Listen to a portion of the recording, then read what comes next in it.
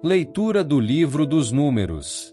Naqueles dias, os filhos de Israel partiram do Monte Hor, pelo caminho que leva ao Mar Vermelho, para contornarem o país de Edom.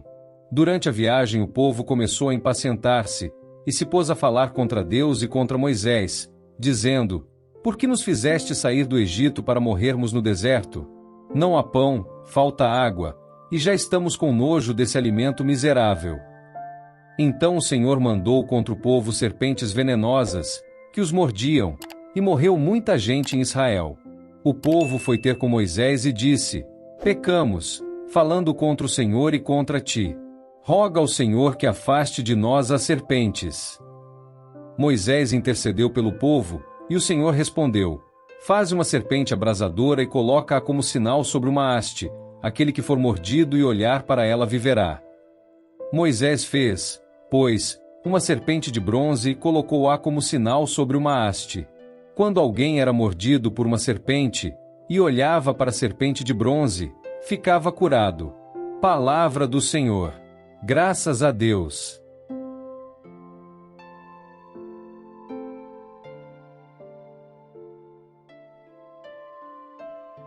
Proclamação do Evangelho de Jesus Cristo segundo São João.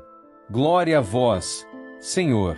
Naquele tempo, disse Jesus aos fariseus: Eu parto e vós me procurareis, mas morrereis no vosso pecado. Para onde eu vou, vós não podeis ir. Os judeus comentavam: Por acaso, vai se matar? Pois ele diz: Para onde eu vou, vós não podeis ir.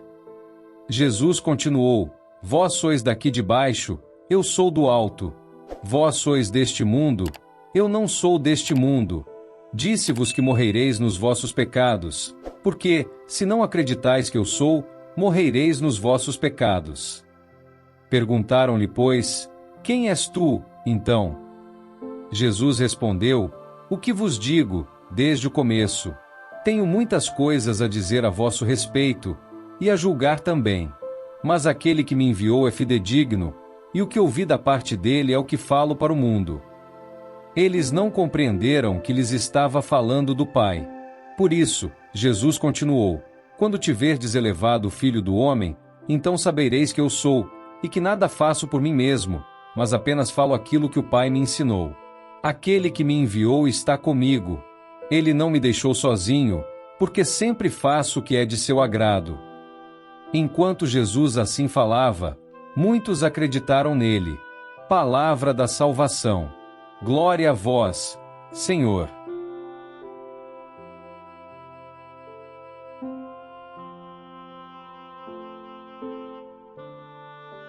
Queridos irmãos e irmãs em Cristo, se já viajaram por uma estrada longa e difícil, conhecem bem aquele momento de frustração quando o destino parece nunca chegar. A impaciência cresce, a irritação aumenta e começamos a questionar: será que valeu a pena iniciar esta jornada? É neste cenário de desespero e frustração que encontramos o povo de Israel em nossa primeira leitura. O povo, já impaciente com a viagem, falou contra Deus e contra Moisés, nos diz o livro dos Números. Libertados da escravidão no Egito, guiados pela coluna de nuvem durante o dia e a coluna de fogo durante a noite, testemunhas de inúmeros milagres, e ainda assim, impacientes. Por que nos fizeste sair do Egito para morrermos no deserto? Não há pão, nem água, e já estamos com nojo desse alimento miserável. Quanta ingratidão! Como puderam esquecer tão rapidamente todas as maravilhas que Deus operou por eles? É fácil julgarmos o povo de Israel, não é? Mas, se formos honestos conosco mesmos, quantas vezes não agimos exatamente da mesma maneira?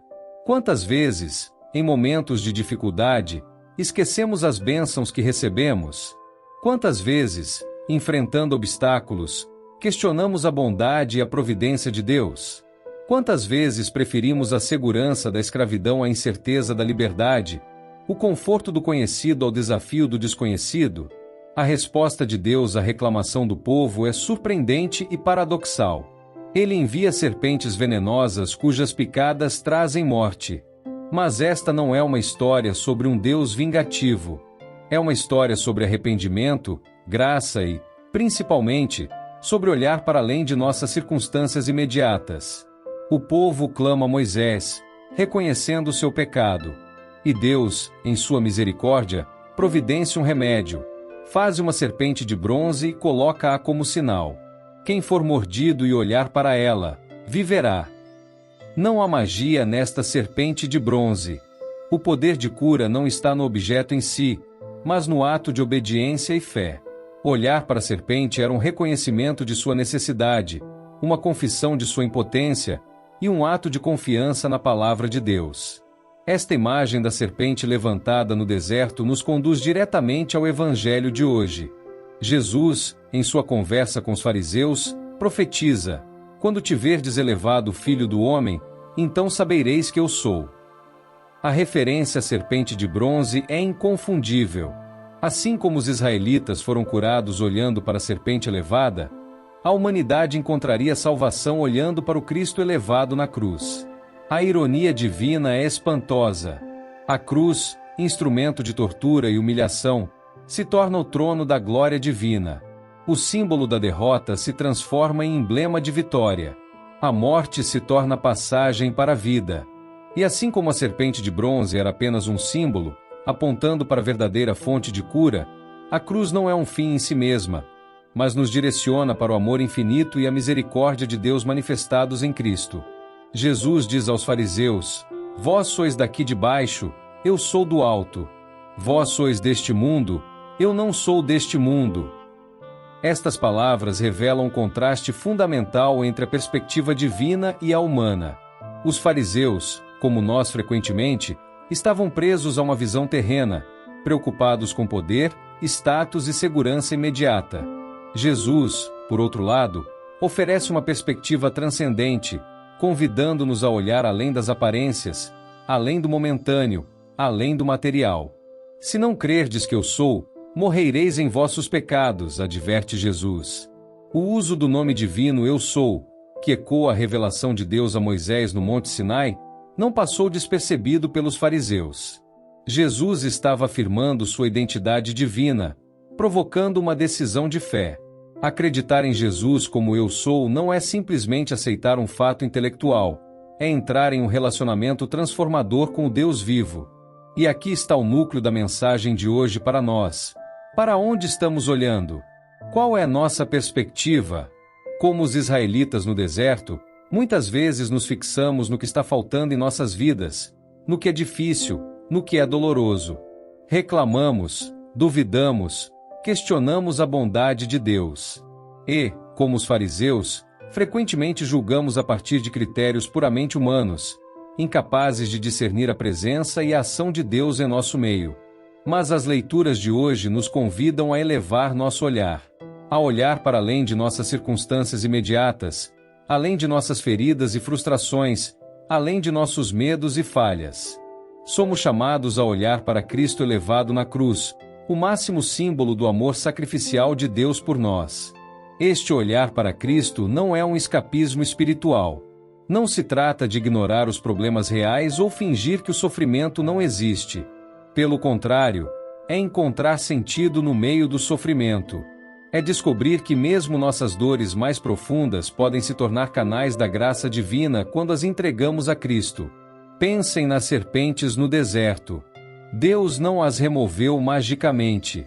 As picadas continuavam dolorosas e potencialmente mortais. Mas Ele forneceu um caminho de cura que exigia um ato de fé. Da mesma forma, Deus não remove todos os desafios de nossas vidas, mas nos oferece, em Cristo, uma perspectiva que transforma como experimentamos esses desafios. Há uma história comovente sobre um jovem que sofria de uma doença terminal. Em seus últimos dias, um visitante perguntou como ele suportava a dor e o medo.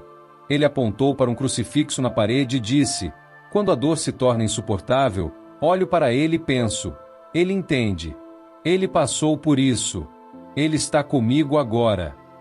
E de alguma forma, isso me dá forças para continuar." Este é o poder transformador de olhar para Cristo elevado. Não remove a dor, mas nos dá um companheiro na dor.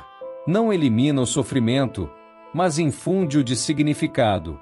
Não responde a todas as nossas perguntas, mas nos assegura que somos amados incondicionalmente por um Deus que escolheu sofrer conosco e por nós. Então, meus irmãos e irmãs, em meio às serpentes de nossas vidas, sejam elas doenças, relacionamentos quebrados, inseguranças financeiras ou lutas internas, para onde estamos olhando? Estamos fixados nas serpentes, paralisados pelo medo e pela ansiedade? Ou estamos elevando nosso olhar para Cristo, a fonte de toda cura e esperança? Jesus nos assegura: quando eu for elevado da terra, atrairei todos a mim. Este é o mistério central de nossa fé, que na aparente derrota da cruz encontramos a vitória suprema, que na morte de Cristo encontramos a vida eterna, que no servo sofredor reconhecemos o Rei do Universo. Que possamos, como os israelitas no deserto, ter a coragem de olhar além de nossas circunstâncias imediatas.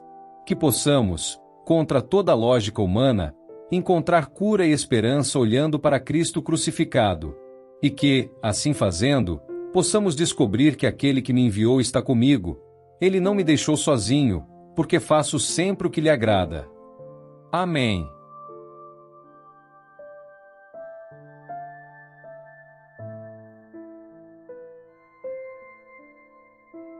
São Miguel Arcanjo, defendei-nos no combate. Sede o nosso refúgio contra as maldades e ciladas do demônio. Ordene-lhe Deus, instantemente o pedimos, e vós, príncipe da milícia celeste, pela virtude divina, precipitai no inferno a Satanás e aos outros espíritos malignos que andam pelo mundo para perder as almas. Amém.